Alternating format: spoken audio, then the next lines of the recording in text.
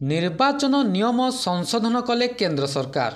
ଏଣିକି ନିର୍ବାଚନ ସହ ଜଡ଼ିତ କୌଣସି ଡକୁମେଣ୍ଟ ଜନତାଙ୍କ ପାଇଁ ଉପଲବ୍ଧ ହେବ ନାହିଁ। ତେବେ କ'ଣ ରହିଛି ସମ୍ପୂର୍ଣ୍ଣ ଅପଡେଟ୍ଟି ଆସନ୍ତୁ ଜାଣିବା। ତା ପୂର୍ବରୁ ଭଲ ପାଇବା ସ୍ୱରୂପ ଭିଡ଼ିଓଟିକୁ ଲାଇକ୍ ଆଉ ସେୟାର କରି ଚ୍ୟାନେଲଟିକୁ ସବସ୍କ୍ରାଇବ୍ କରନ୍ତୁ।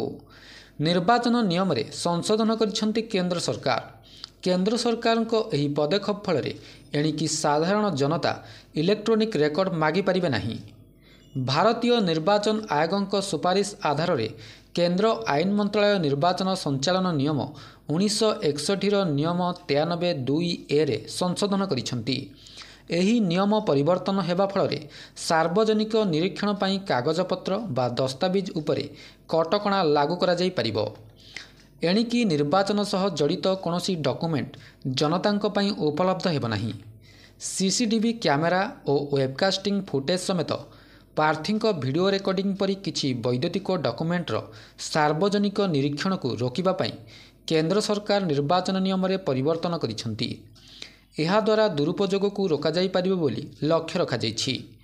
ନିୟମ 93 ଅନୁସାରେ ନିର୍ବାଚନ ସମ୍ବନ୍ଧିତ ସମସ୍ତ ଡକୁମେଣ୍ଟ ସାର୍ବଜନିକ ନିରୀକ୍ଷଣ ପାଇଁ ଖୋଲା ରହିବ। ସଂଶୋଧନରେ ଡକୁମେଣ୍ଟ ପରେ ଏହି ନିୟମରେ ନିର୍ଦ୍ଦିଷ୍ଟ ଅନୁସାରେ ଯୋଡ଼ାଯାଇଛି।